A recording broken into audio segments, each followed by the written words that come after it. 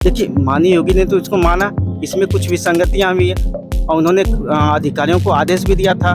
फिर हम लोग हार नहीं मानते हैं, फिर धरना प्रदर्शन करते हैं, फिर से डबल बेंच में जाते हैं, फिर वहाँ से हम लोग 1.5 साल तक लड़ते हैं। 69,000 शिक्षक भर्ती का मामला अभी कहीं भी प्रकार से किसी भी प्रकार से ठंडा नहीं पड़ा है और कहीं ना कहीं सूबे की योगी सरकार के लिए ये गले की फांस बन गया है। तमाम आरक्षण के मुद्दे पर विसंगतियां सामने आई थी, जिसको लेकर हाईकोर्ट ने भी कहीं ना कहीं उस फैसले को रोक दिया था। लेकिन इस पूरे मामले को लेकर 69,000 शिक्षक भर्ती का क्या कुछ मामला था, कई दिनों तक, कई सैकड़ा दिनों तक इसको लेकर धरना प्रदर्शन किए गए। यहाँ पर कुछ लोग, मुलाकात हुई हमारी लखनऊ की इको गार्डन में। ये लोग यहाँ बैठे हैं, इनका कहना है कि इन्होंने कई पार्टों में, लगभग 3 पार्टों में 651 दिन लगातार यहाँ पर धरना प्रदर्शन किया है, जिसका प्रतिफल अब कहीं ना कहीं उन्हें मिल रहा है। इस पूरे मामले को, इस पूरे माजरे को समझेंगे, इनसे जानेंगे और प्रयास करेंगे कि क्या अभी तक इन लोगों की मांगे पूरी हुई हैं, क्या आगे। भाई साहब, क्या शुभ नाम अपना? मेरा भोलानाथ अम्बेडकर है, मैं गाजीपुर का रहने वाला हूँ।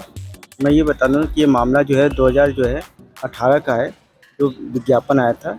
उसके बाद ये प्रक्रिया जो है 2 साल लगे पूरे होने में। इसके बाद सरकार ने एक लिस्ट जारी की थी 67,867 की। लिस्ट आने के बाद हमारे कुछ लोगों ने इस पे लिस्ट में कुछ खामियां पाएँ कि इसमें कुछ आरक्षण विसंगतियाँ हुई है। इसके बाद हमारे बीच के लोगों ने जो है आयोग में एक रिपोर्ट लगाए कि जो है इसमें आरक्षण में कुछ विसंगतियाँ हुई हैं। वहाँ से एक रिपोर्ट भी आई थी कि इसमें इस लिस्ट में खामियां हैं, OBC SC में इसमें सूची में कुछ विसंगतियाँ हैं। और उसने एक डाटा भी दिया था कि इसमें 5,000 से ऊपर जो है इसमें आरक्षण का घोटाला हुआ है। इसके बाद हम लोग ने काफ़ी धरना प्रदर्शन दिया, रोडों पे, सड़कों पे, और जो है काफ़ी इको गार्डन में भी हम लोग बैठ के धरना दिए। जिसके बाद जो है हमारे माननीय योगी जी ने इसको माना भी कि इसमें आरक्षण विसंगतियाँ हुई है। इसके बाद आंसर शो की एक लिस्ट भी जारी हुई, लेकिन वो लिस्ट सिर्फ जो है सिर्फ एक लिस्ट रह गई, ना हम वो नियुक्ति में। जबकि योगी जी ने उनको जो है ये भी कहा था कि इसको त्वरित कार्रवाई की जाए, इनको जो है नियुक्ति प्रदान की जाए। वो लिस्ट आज तक जो है लिस्ट ही रह गई, हमें आज तक वो नियुक्ति नहीं मिली। इसके बाद हम लोग रेगुलर जो है हम लोग धरना देते रहे, लेकिन आज तक हमें न्याय नहीं मिला। कोर्ट डबल बेंच का आदेश भी आ गया है, लेकिन अभी तक कोई हमें न्याय नहीं मिला है। तो मतलब योगी आदित्यनाथ सरकार ने आप लोगों के लिए प्रयास किया, जो आप लोगों की बात थी वो वहाँ तक पहुँची थी, तो उसके बाद कहाँ पर गैप रह गया? क्या एज्यूम करते हैं, क्या आपके मन में बात आती है? देखिए, माननीय योगी ने तो इसको माना, इसमें कुछ विसंगतियाँ हुई है और उन्होंने अधिकारियों को आदेश भी दिया था। लेकिन आदेश आने के बाद ये अधिकारी जो है इतने लापरवाही कर गए कि आज तक उन्होंने हमें न्याय नहीं दिया। ये अधिकारी आज तक ये लापरवाही कर रहे हैं, जबकि डबल बेंच का आदेश है कि इसमें जो है खामियां हैं। 68,867 की लिस्ट में खामियां हैं, इसको नए सिरे से लिस्ट जारी की जाए, जिससे कि इसमें पता चल सके कि कितनी लिस्ट में खामियां हैं। इसको नए सिरे से लिस्ट बना के जो इसमें अंदर आ रहे हैं, जो OBC SC के लोग नए सिरे से लिस्ट में आ रहे हैं, उनको नियुक्ति दी जाए, और जो बाहर हो रहे हैं उनके लिए जो है कोई वैसी पॉलिसी बना के उनको भी समायोजित किया जाए। तो आप लोग लगभग कितने दिन यहाँ पर धरना प्रदर्शन से बैठे, कितने टुकड़ों में? क्योंकि अगर बात करें धरना प्रदर्शन की तो काफ़ी लंबी ज़्यादा संख्या हो जाती है।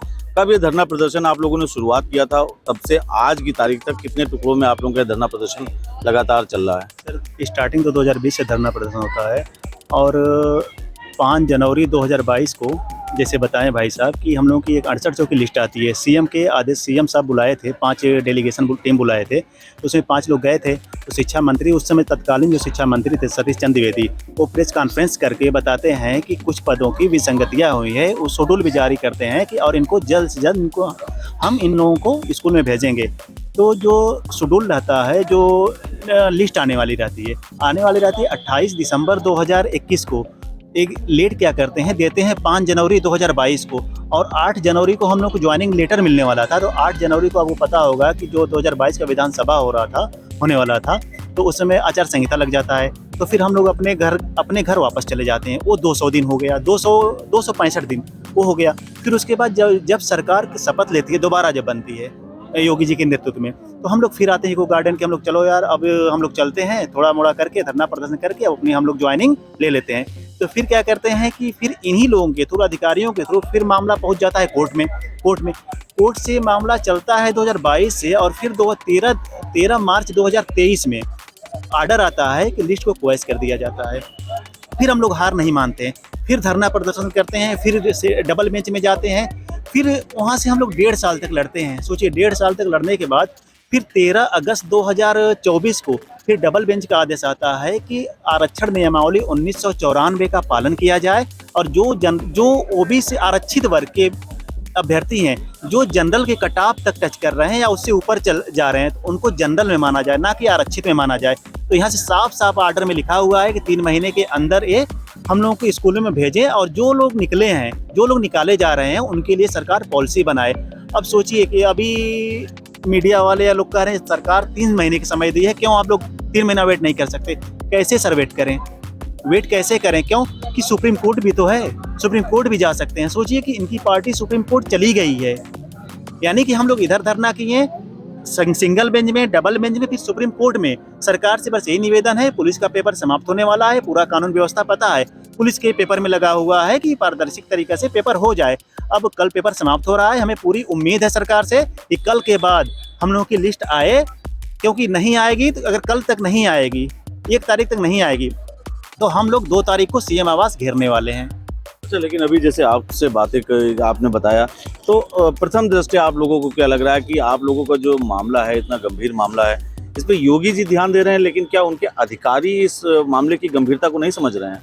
सर होता क्या है ना कि इतना बड़ा उत्तर प्रदेश है, इतना विभाग है, वो क्या क्या देखे, जैसे अधिकारी उनको बता रहे हैं अधिकारी अभी भी गुमराह कर रहे हैं। सोचिए सर कि विधानसभा में बोलते हैं कि हमने 18,000 सीटों के बदले हमने 31,000 ओबीसी को सीट दे दिया, एससी को इतना देना तो इतना दे दिया, मगर सर हमारा अधिकार है 27% का, 27% की जगह कितना दिए? 3.86% दिए हैं। तो हमें तो 27% चाहिए ना, हमें गिनती में नहीं चाहिए। 18,000 मिल जाए या 20,000 मिले, जितना मिले, जितनी विसंगतियां हुई है उतनी हमको चाहिए।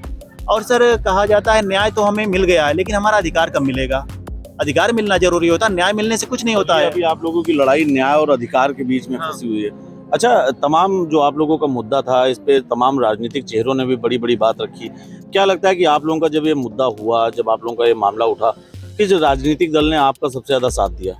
देखिए, हम राजनीतिक मुद्दों में नहीं फंसना चाहते हैं, क्योंकि राजनीति, देखिए, हमें विपक्ष से, हमें सरकार से उम्मीदें हैं कि सरकार हमारे साथ न्याय करेगी। वो बात सही है कि हमारी विपक्ष पार्टियों ने जो है हमें सपोर्ट किया और हमारे मुद्दे को उठाया, वे उनके लिए हो सकते हैं, लेकिन हमारे लिए जो है हमें सरकार ही हमें नियुक्ति देगी। हमें सरकार से उम्मीदें हैं कि सरकार हमारे साथ न्याय ज़रूर करेगी। अगर सरकार हमारे साथ न्याय करेगी तो ठीक है, नहीं तो फिर हम जो है कोर्ट के समय में सुप्रीम कोर्ट जाएंगे, क्योंकि सरकार, उम्मीद है कि सरकार ये 3 महीनों में हमें न्याय जरूर देगी। और पूरी उम्मीद है कि सरकार इस लिस्ट को फिर से पुनः जो है नई सूची जारी करके एक हमारे उसमें समायोजित करेगी। जो संसद 800 संसद की लिस्ट है उसमें अंदर करेगी। जो हमारे हमारे लोग अंदर आ रहे हैं उनको अंदर करके हमें एक नियुक्ति प्रदान करेगी। अच्छा, कुछ लोगों का ये भी कहना है कि जो ऑर्डर आया हाई कोर्ट से, इससे कुछ लोगों का नुकसान भी है, तो इस पर आप लोगों को क्या कहना है? आप क्या समझते हैं? आपत्ति कोई नहीं है कि अगर सरकार उनको कोई भी रास्ता निकल रहा है तो सरकार उनको कोई भी रास्ता निकाल के उनको नियुक्ति प्रदान करे, उनको जहाँ हमें कोई आपत्ति नहीं है, क्योंकि भाई वो भी 4 साल से सेवा दे चुके हैं। हमें कोई आपत्ति नहीं, सरकार उनको जैसे भी एडजस्ट करना चाहिए एडजस्ट कर ले। अंतिम सवाल लेंगे आपसे कि कुल मिलाकर आपकी लड़ाई सरकार से नहीं, बस आपको अपना अधिकार चाहिए। हमको सर अधिकार चाहिए, सरकार से लड़के करेंगे क्या? हमको अधिकार चाहिए, अपना अधिकार मिल जाए, हम लोग अपने अपने स्कूल में चले जाएं, क्योंकि सर 4 साल का समय बहुत होता है। सोचिए हम एलिजिबल हो करके क्या क्या सोचे थे, फिर भी हम बाहर हैं, बस सरकार से ही, आपके थ्रू यही कहना चाह रहे हैं सरकार से कि हम लोगों की लिस्ट जल्द से जल्द जारी कर दे। नहीं तो क्या है कि होता है ना, सब लोग कहते हैं कि पॉलिटिकल डैमेज हो जाएगा, तो हो जाएगा, सबका हो जाएगा। क्योंकि अगर नहीं करेंगे तो बताइए सर, हमारा अगर पर्सनल नुकसान हो रहा है तो क्या इनके साथ खड़े रहेंगे? कभी नहीं खड़े रहेंगे, क्योंकि हमारा 4 साल कीमती 4 साल गया है। तो ये देखिए, ये 69,000 शिक्षक भर्ती के वो तमाम लोग हैं जो यहाँ पर बैठ के साफ कर रहे हैं कि उनकी किसी भी प्रकार से सरकार से कोई लड़ाई नहीं है, वो सिर्फ और सिर्फ अपना अधिकार चाहते हैं। यहाँ एक बड़ी बात सामने निकल कर आई कि उनको न्याय तो मिल गया है, लेकिन अभी भी वो अधिकार के लिए अपनी लड़ाई लड़ रहे हैं। तो जो यहाँ पर लोग मौजूद हैं, इनका साफ तौर पर कहना है कि इन्होंने 3 टुकड़ों में अब तक का यहाँ का सबसे बड़ा धरना प्रदर्शन किया और कहीं ना कहीं सरकार ने इनकी मांग मानी जरूर है। तमाम लोग ये जहाँ बता रहे हैं कि शिक्षक भर्ती के और सरकार के बीच में बड़ी खाई है, लेकिन वो चीज़ यहाँ पर ये लोग स्पष्ट कर रहे हैं कि इनको सरकार से कोई समस्या नहीं, इनको योगी आदित्यनाथ से कोई समस्या नहीं, बल्कि यहाँ पर मुद्दा इस बात का है कि इनके जो भी मामले थे, जो भी बातें थे, अधिकारियों ने उसको गलत तरीके से सीएम योगी आदित्यनाथ के सामने प्रस्तुत किया है। देखने वाली बात ये होगी कि जो भी इनको समय मिला है उसमें इनकी समस्या का निदान होता है अथवा नहीं, क्योंकि यहाँ पर ये बात भी कही जा रही है कि आने वाले समय में अगर इनकी समस्याओं का निदान नहीं होता है तो ये बड़ा घेराव भी कर सकते हैं। लखनऊ से फिल्मीटिक्स के लिए कैमरा सहयोगी जितेंद्र के साथ में नितेश चांडिल्य।